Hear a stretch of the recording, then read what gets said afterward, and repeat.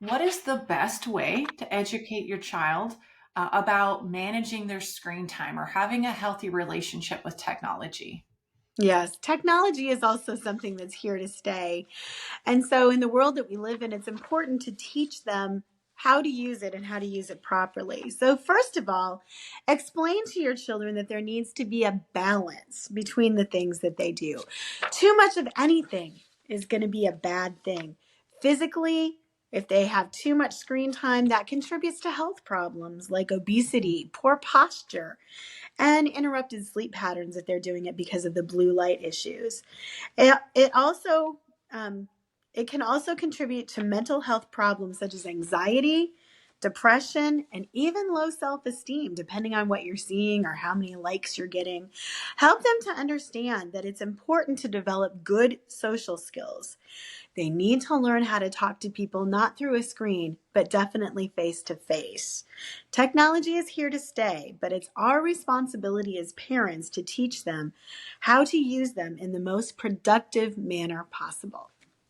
You make such a good point about the communication through technology, how we can text, we can do different things through apps.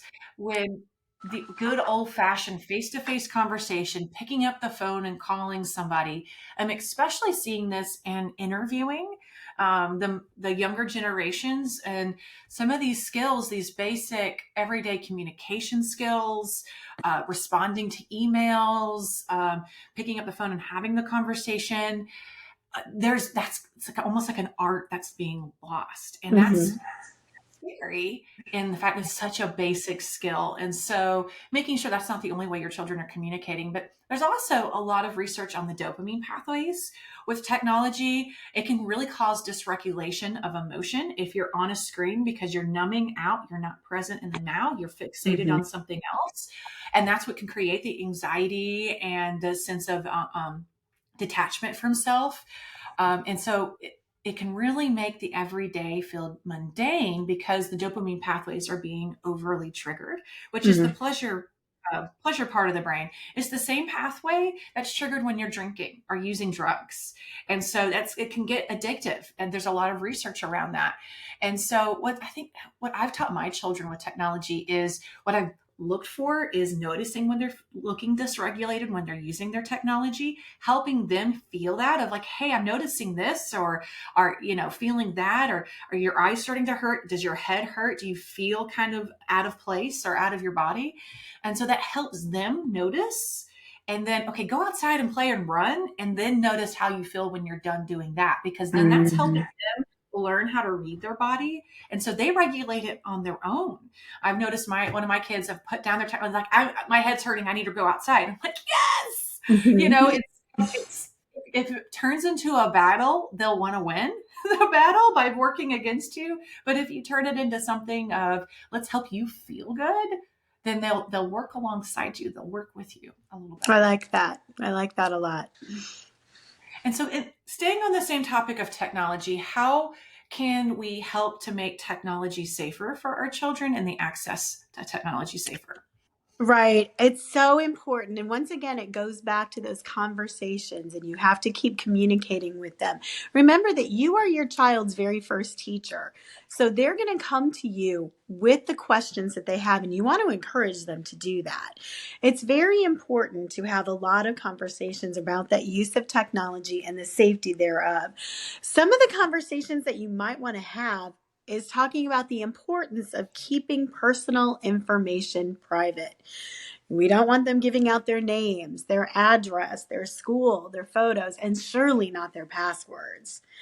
Another way to think about this is to teach them to think critically about what it is that they're seeing and they're reading. I was talking to a client just the other day about the fact that we couldn't read tone in texts. So when you're looking at text messages, you're never able to read the tone of that. So you're assuming a great deal of things. So Mm-hmm, it means mm-hmm. understanding which sources. It also you need to understand which sources have more reliable information on the internet. Just because it's written down does not mean that it's necessarily something that's true. So, Mhm. and also how photo and video editing can manipulate the truth. That's huge. Additionally, talk to them about the dangers of clicking on a suspicious link or downloading unknown files. Share with them about the addictive nature of the internet. How many times have you sat there on your phone and you just scrolled through reels on Facebook and you realize, oh my gosh, 2 hours have gone by? Kids don't Mhm. necessarily know that, so they need to be educated about them. And also share, just like what you were talking about, Erica, about taking a break from all the screens and engaging with people face to face. Last thing is to encourage them to come to you if they find something that they find worrisome or hurtful, or something that worries them when they see it online.